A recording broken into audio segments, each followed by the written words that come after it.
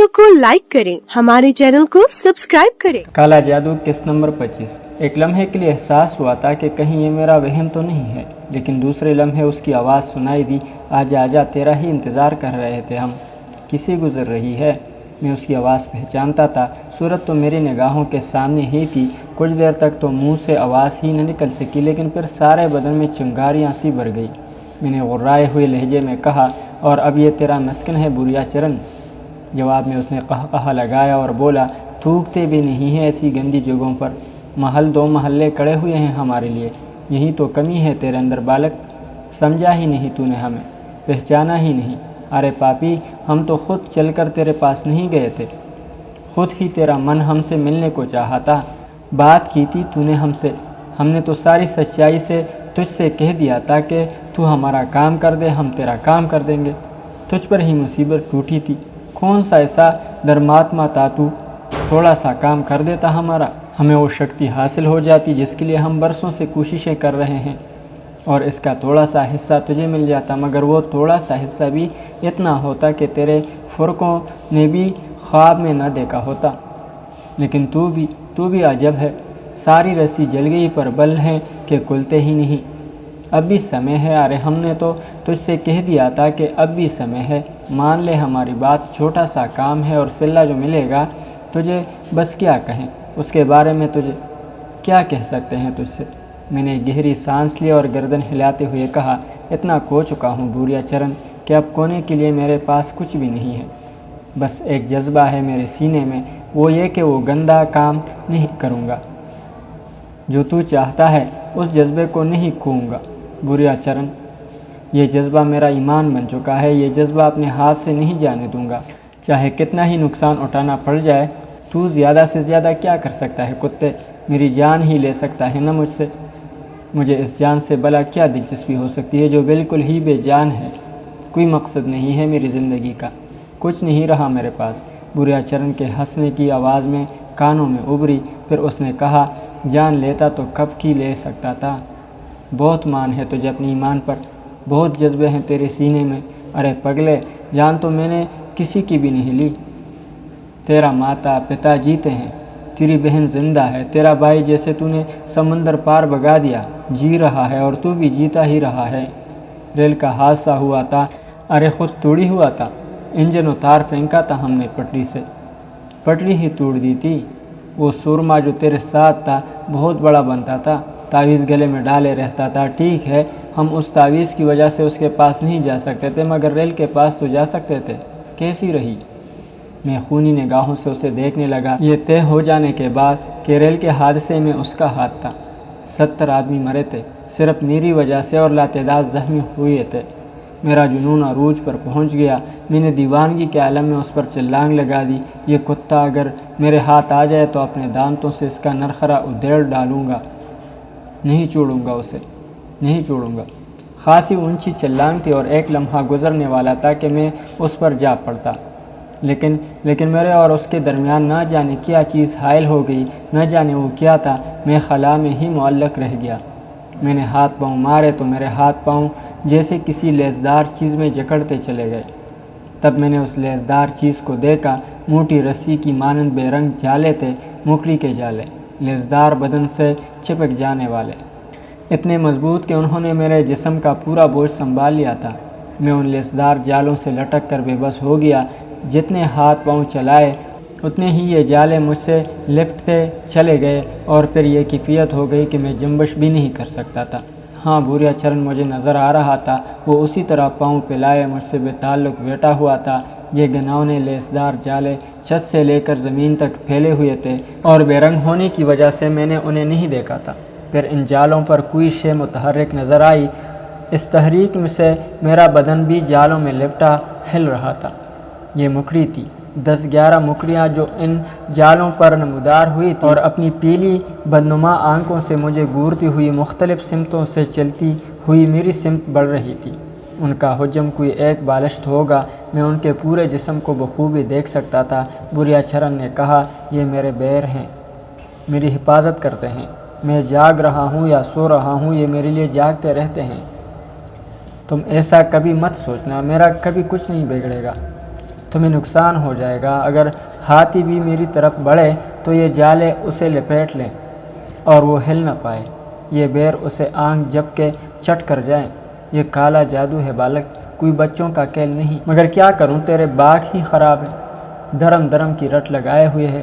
ارے شکتی ہی دھرم ہے، مایا شکتی ہو یا کایا شکتی، اس کے بنا کچھ نہیں ہوتا۔ دے گا تیرا دھرم تجھے، کیا بگاڑ لے گا تیرا دھرم میرا گیان مہان ہے۔ چاند خان پر تیرا جادو کیوں نہ چلا، ان کا کچھ کیوں نہ بگاڑ لیا تو نے؟ اس تعویذ کے پاس جاتے ہوئے تیری جان کیوں نکلتی تھی بوریا چرن؟ میں نے طنزیہ لہجے میں کہا اور وہ مکروہ ہنسی ہنس پڑا۔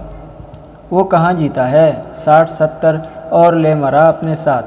اس نے کہا مجھے اس مزار پر جانے دو، پھر تیری شکتی دیکھوں۔ خطرناک راستے بن کرنا بھی عقل مندی ہے، اور عقل بھی ایک شکتی ہوتی ہے باولے۔ اب بھی مان لے میری چھوٹا سا کام ہے، بہت چھوٹا سا، اس کے بدلے تجھے جو کچھ ملے گا تو سوچ بھی نہیں سکتا۔ پاگندوار پہنچا دے مجھے، بس ایک بار، ایک ہی بہاونا ہے من میں، بدلے میں بتا دے کیا چاہیے۔ جیون بھر کا سکھ، شانتی، دن دولت کے ڈھیر، سنسار جھکا دوں گا تیرے چرنوں میں، جو مانگے گا دوں گا، بول کے تو دیکھ۔ بوریا چرن اتنا کچھ ہے تیرے قبضے میں نے کہا اس سے بھی زیادہ بالک، اس سے بھی زیادہ۔ بوریا چرن نے جیون بھر کیا ہے، ساری عمر گیان لینے میں بتائی ہے، بڑے بڑے رشی منوں کے چرنوں کی دھول پانکی ہے، اور اب سمے آ گیا ہے کہ وہ کسی خوش عین خیال میں کھو گیا، پھر چھون کر بولا ہٹو رے، ہٹو اس کے پاس سے، آجا بچہ نیچے اتر آ، اور اچانک میں جالی کی گرفت سے آزاد ہو گیا۔ مکڑیاں واپس چلی گئی تھی۔ بوریا چرن اتنا کچھ ہے تیرے قبضے میں، اور تو سیڑھیاں چڑھ کر پیر پاگن کے مزار تک نہیں جا سکتا، اس کے لیے تجھے کسی اور کا سہارا چاہیے۔ میں نے طنزیہ کہا اور اس کا چہرہ آگ ہو گیا۔ یہ تیرے سوچنے کی بات نہیں ہے بوریا چرن، تیرا علم گندا ہے، سپلی ہے، ناپائیدار ہے، اور وہ ایک پاک بزرگ کا مزار ہے۔ میں نہیں جانتا کہ تو وہاں کیوں جانا چاہتا ہے، لیکن ایک بات ضرور جانتا ہوں، تیرا ناپاک وجود اس پاک جگہ نہیں جانا چاہیے، کم از کم میں اس کا ذریعہ نہیں بنوں گا۔ ہم مقدس جگہوں کا احترام اپنی زندگی سے زیادہ کرتے ہیں۔ وہ تیش کے عالم میں کھڑا ہو گیا۔ ہے رے کتی کی پونچھ، اری تیری ٹھیڑ تو ہم ایسے نکالیں گے کہ یاد رکھے گا۔ جا مر، بھاگ جا یہاں سے، اپنی ضد کے مزے چکھ، ٹھیک ہوگا، خود ٹھیک ہوگا، اللہ مالک ہے، جو ہوگا دیکھا جائے گا، میں نے کہا، اور بوریا چرن دندناتا ہوا وہاں سے باہر نکل گیا۔ میرے بدن میں سنسنی پھیلی ہوئی تھی، دماغ جنجنا رہا تھا۔ اب اس خالی مکان میں رکنا بیکار تھا، ماضی کیسا بھی رہا ہو۔ ایک بات مجھے اب خاص طور سے محسوس ہو رہی تھی، وہ یہ کہ مصیبت میں پڑ کر، حالات سے اکتا کر میں نے ایک آدھ بار ضرور سوچا تھا کہ کب تک ان حالات کا مقابلہ کروں، اگر اس ناپاک سادھو کا کام کر ہی دوں تو کیا حرج ہے۔ میں تو وجہ بھی نہیں جانتا، یہ بھی نہیں معلوم مجھے کہ بوریا چرن کو اس عمل سے کیا پیدا حاصل ہوگا، لیکن سب کچھ سوچنے کے باوجود جب کبھی اس کا سامنا ہوتا اور وہ مجھے دھمکیاں دے کر اپنے مقصد کی تکمیل کے لیے کہتا تو میرا ایمان تازہ ہو جاتا تھا، اور میرا دل کسی طور اس بات کے لیے تیار نہیں ہوتا تھا کہ میں اس کی اس ناپاک خواہش کی تکمیل کر دوں۔ نہ جانے اس کے پس پردہ کیا ہے۔ بہرحال میں واپس پلٹا، دیوار پر چڑھ کر دوسری طرف کھود گیا، اور پھر آہستہ آہستہ چلتا ہوا اس علاقے ہی سے باہر نکل آیا۔ چاند خان صاحب کے لیے دل بری طرح دکھ رہا تھا، بیچارے بالآخر اسی عذاب کا شکار ہو گئے تھے جس عذاب کا شکار حکیم سعد اللہ ہوئے تھے۔ تعویذ کی وجہ سے پوری طور پر تو بوریا چرن چاند خان صاحب کا کچھ نہیں بگاڑ سکا تھا، لیکن ریل کا حادثہ ایک ایسا کام تھا جس سے اس کے مقصد کی تکمیل ہو گئی تھی، اور معمول کے مطابق کوئی ایسا شخص اس راز سے واقف نہیں رہ سکا تھا جس سے بوریا چرن کا براہ راست واسطہ ہو، اور پھر خان صاحب نے تو میری مشکل حل کرنے کی کوشش کی تھی۔ خدا ان کی مغفرت کرے، اپنی نیکیوں کا شکار ہو گئے تھے۔ انہوں نے بہت احسانات کیے تھے ہم پر، کم از کم انہوں نے میرے بھائی کو اسی مشکل سے نکال دیا تھا اور اس کی جان بچ گئی تھی، ورنہ مجھے ایک عظیم صدمے سے دوچار ہونا پڑتا۔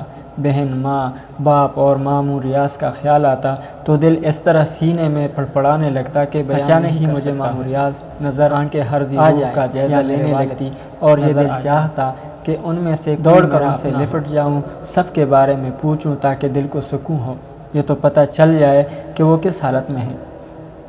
کہیں سے کچھ نہیں معلوم ہو رہا تھا ان کے بارے میں، کیسا جدا ہوا تھا میں ان سے۔ لیکن خیر دیکھنا یہ تھا کہ یہ عذاب کب تک میری زندگی پر نازل رہے گا، آخر ایک نہ ایک دن تو میری شنوائی بھی ہوگی۔ انتظار کروں گا، اور اگر موت بھی آ گئی تو سوچوں گا کہ یہ ان گناہوں کا کفارہ تھا جو میں نے کیے۔ بہر طور غلط نہیں تھا، میں نے بھی تو انسانیت سے دور کی باتیں سوچی تھی۔ پھنس گیا تھا اس جنجال میں، یہ میری تقدیر ہے، مگر اب کروں کیا؟ بے شک واقعات کو کئی مہینے گزر گئے تھے، 5-6 مہینے میرا تحفظ ہوا تھا اور میں خطرات سے دور رہا تھا۔ 5-6 مہینے میرے لیے فائدہ مند بھی ثابت ہوئے تھے، نہ جانے کہاں کہاں جاتا اور نہ جانے کب پولیس کے ہاتھ لگ جاتا۔ لیکن یہ خطرہ ابھی تو دور نہیں ہوا تھا۔ میرے کیس کی فائل عارضی طور پر بند ضرور ہو گئی ہوگی، لیکن ہندوستان بھر کی پولیس کو اس قاتل کی تلاش ضرور ہوگی جس نے بہت سارے قتل کیے، جیل توڑی، سنتری کو ہلاک کیا۔ ایسے مجرم کو آسانی سے نظر انداز تو نہیں کیا جا سکتا۔ بیچارے شاہ صاحب جنہوں نے میرا ساتھ دیا تھا، جو کچھ بھی کر سکتے تھے کیا تھا۔ خود بھی سوچتے ہوں گے کہ میں کیسا آدمی تھا۔ ریحانہ بیگم، سرفراز، وہ سارے ہی لوگ یقیناً اس سوچ کا شکار ہوں گے، بلکہ ہو سکتا ہے مجھ سے تھوڑی سی قربت کی بنا پر ان پر بھی کوئی مشکل وقت آ گیا ہو۔